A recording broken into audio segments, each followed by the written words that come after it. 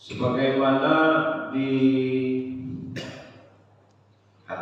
oleh Imam Ghazali bahwa manusia itu terbagi menjadi tiga ketika dia itu berbicara, ketika dia itu membaca, ketika dia itu melafazkan satu lafal, itu terbagi menjadi tiga menurut pengalaman beliau. Tapi siapapun pasti menerima itu, karena manusia itu masing-masing ada yang serius, ada yang bergurau, ada yang memang pemula, ada yang memang keluar dari hati bahwa dia itu ingin sesuatu, minta tolong seandainya. Yang pertama yaitu manusia itu hanya mulut saja berbicara, hanya mulut tok yang membaca, tapi qalbuhu ghafilun, hatinya itu lupa dengan apa yang ia katakan. Mengatakan Allahumma-nya itu artinya itu tak tahu. Kalau Al-Quran paham arti dan tak paham itu tidak masuk kategori ghafilun. Karena kalau Al-Quran paham arti dan tidak pun itu tetap diberikan pahala oleh Allah Subhanahu wa ta'ala. Tapi ketika kita urusan pribadi, berdoa apapun itu, maka harus kita dalam sholat juga harus diusahakan tahu dengan makna tersebut, karena itulah satu-satunya ketika ibu-ibu, bapak-bapak, Bu, saya sayang sama ibu, tidak tidur, ketawa sama ibunya, karena dia itu dalam keadaan tidur, atau menyebut nama-nama yang lain. Bapak-bapak menyebut nama yang lain dalam tidur selain ibu itu, paling ketawa ibu. Cukup dalam keadaan sadar pasti jadi masalah kan gitu.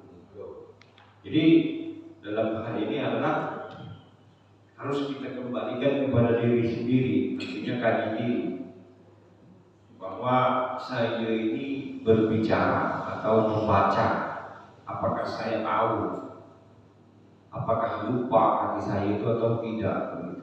Yang dimaksud adalah itu yang dimaksud dengan rajulun yataharraku lisanuhu wa qalbuhu ghafil, yaitu seseorang yang membaca tapi hatinya tidak membaca, itu maksudnya. Kemudian yang kedua, rajulun yataharraku lisanuhu wa qalbuhu yattabi'ul lisan fayufhimuhu. Yang kedua, ini agak serius sedikit ngomongin itu, yaitu seorang laki-laki yang berbicara ataupun ngomong ataupun membaca, wa qalbuhu yattabi'ul lisan, dan hatinya itu menerjemahkan, artinya mengiyakan bahwa mulutnya itu berkata, minta seandainya, ya Allah mohon saya diberikan rezeki. Ya hatinya pun mendengar, ya betul saya pun mohon rezeki, saya butuh rezeki. Artinya lahir batin memang betul-betul butuh. Fayufhimu wa yasma'u minhu ka'annahu yasma'u. Seperti halnya kita mendengarkan kawan berbicara. Antara mulut dengan hati itu sama halnya dengan kawan kita ngomong kepada kita, Bang, tolong Kak bantu saya. Jadi kita mendengar, kemudian kita itu membantulah dia. Tapi dalam diri itu adalah ketika kita mengucapkan dia saya pergi dalam hati lain, itu adalah mulut berbicara, hati lupa. Tapi kalau yang kedua ini mulut berbicara, membantu beramal, hati juga beramal juga, mengiyakan apa yang diucapkan oleh mulut. Makanya itu yang terpenting seperti itu. Wa hiya darajatu ashabul yamin. Wa rajulun yasbiqu qalbuhu ila al-ma'ani awwalan, summa yuqaddimu al-lisan al-qalba wa yatarajjahu. Jadi yang dimaksud di sini yang kita kaji pada pagi hari ini itu yang termasuk kategori yang mana? Jadi yang diinginkan adalah yaitu yang ketiga. Sebelum kita mengucapkan Allahu Akbar, hati itu sudah mengucapkan terlebih dahulu, sudah membesarkan nama Allah Subhanahu wa Ta'ala. Barulah mulut itu mengucapkan Allahu Akbar. Beda ketika kita amalkan ini.